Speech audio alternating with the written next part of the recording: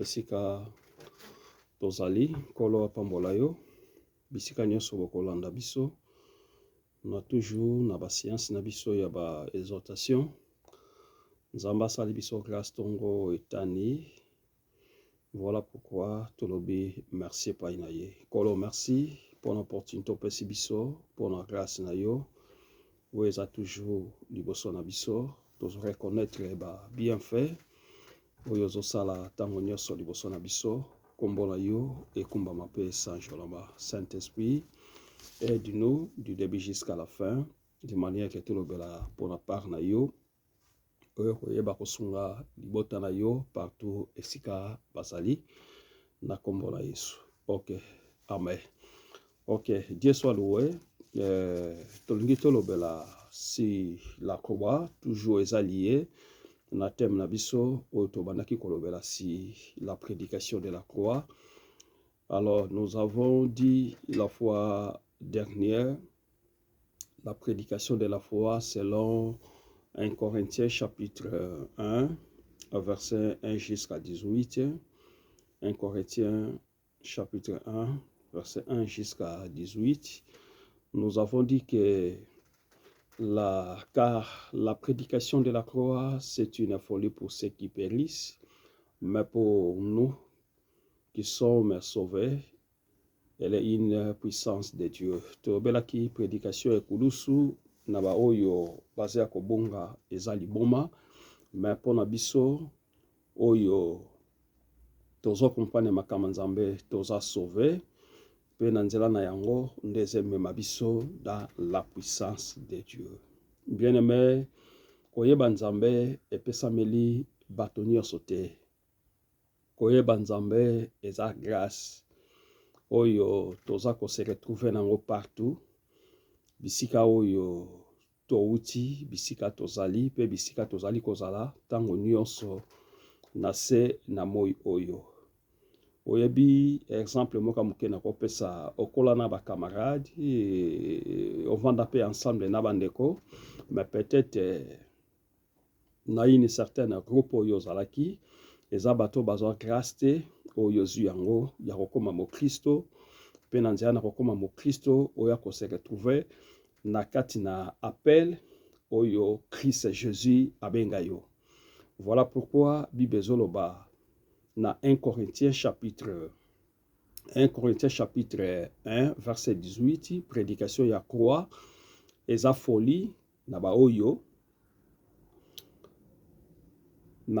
baza ya kobunga, mais biso tozingolu ya koyeba kozala bana nzambe, ça devient une puissance de la part de Dieu. Parce que nous pouvons penser, qu'est-ce que j'ai fait que pour que je mérite ce que je suis aujourd'hui?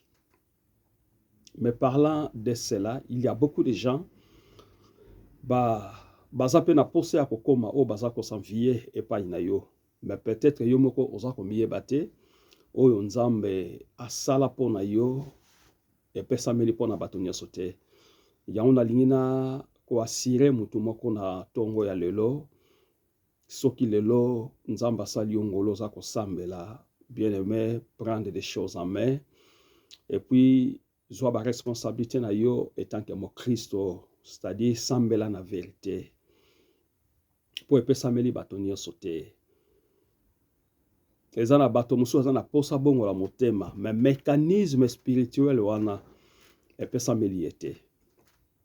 Mais nzamba asali nga na yo ngolo, nzamba asali nga na yo grâce, bien-aimé. Tosali jeune te, tosali sacrifice moko infinia liboso na nzambe te, afin que tozala obiso tozali lelo. Mais par son amour, Dieu nous a pensé de nous d'être ce que nous sommes aujourd'hui. Voilà pourquoi, bien-aimé, je veux que je te fortifie encore ce matin, de manière que vie na yo chaque jour ezala penché epai na nzambe. Chaque jour vie na yo ezala ka cédé epai na nzambe, nzambe atambusaka yo po yazala mobundeli na yo. Mais aujourd'hui nous allons parler dans quelques mots sur la croix de Jésus-Christ. La croix de Jésus-Christ, bien-aimé, c'est un ezali bénéfice pour la biso. Croix Jésus-Christ eza wapi esika biso tozwi bonsomi na biso. Selon le monde dit, la croix signifie une poteau mini d'une traverse sur lesquelles on attache des condamnés pour les faire mourir.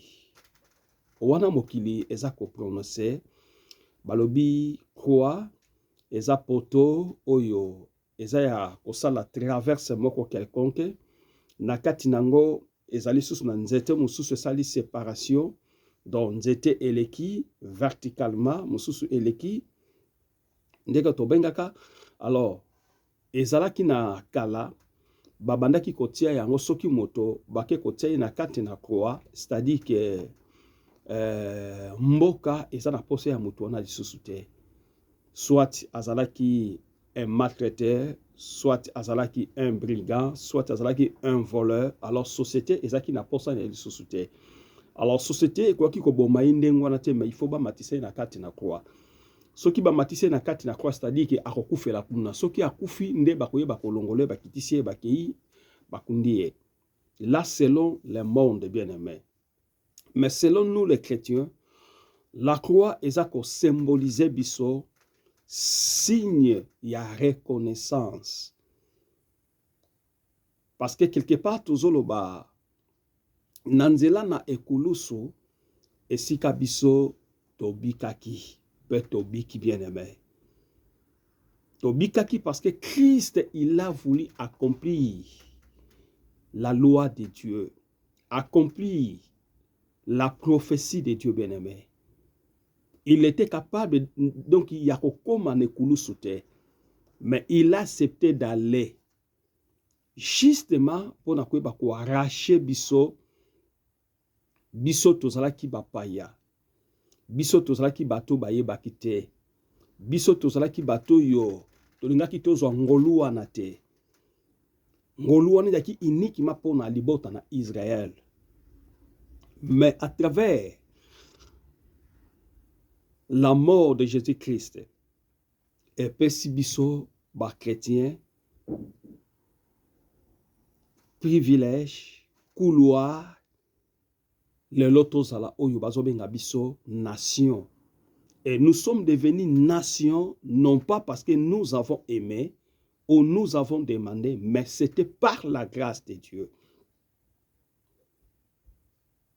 Voilà pourquoi que chaque fois que je me dis un grand merci, na sacrifice ya ekuluso Christ asalaki, lelo est comme si biso bana na Nzambe. Quelle valeur oyo biso tozwi na maboko na Yesu Masia. Quelle valeur que nous avons trouvée dans la main de Jésus-Christ, mais à travers son sacrifice et permettre biso tokoma bana Nzambe. Nazo supplier mo Christ moko sokoye baka valeur ya ekulusu te, mais lelo Nzamba sali yo grâce, Nzamba sali ngai grâce ya koyeba ke na nzela na ekulusu nde lelo pesi biso bonsomi, na nzela na ekulusu nde lelo biso tozwi vie yo tozwi bapesi biso yango yo fele. Mais Christ il avait souffert. Voilà pourquoi que nous devons toujours aimer, aimons toujours Christ Jésus dans notre vie, parce qu'il est notre modèle à suivre partout. Aussi longtemps que Dieu nous prête la vie, bien-aimés dans le Seigneur, nazakoye bisayo esika yozali. Nzela na Yesu eza nzela ya litomba pona biso.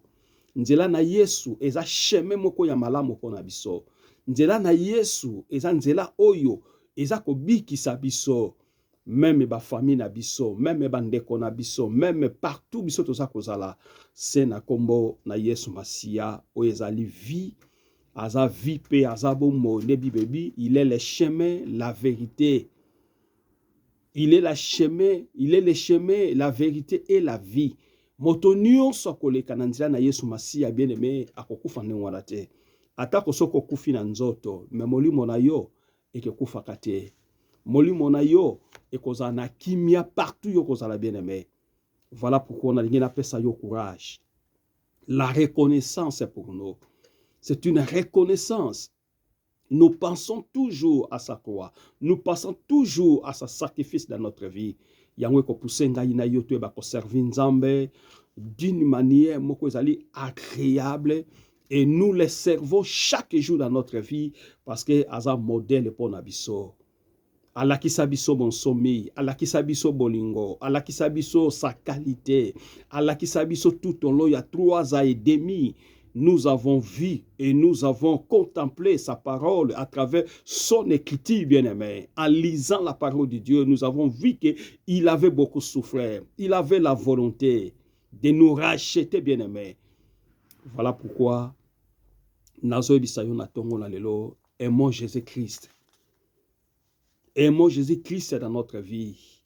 Parce qu'à travers sa croix, que nous sommes bénis. Et nous allons parler tout au long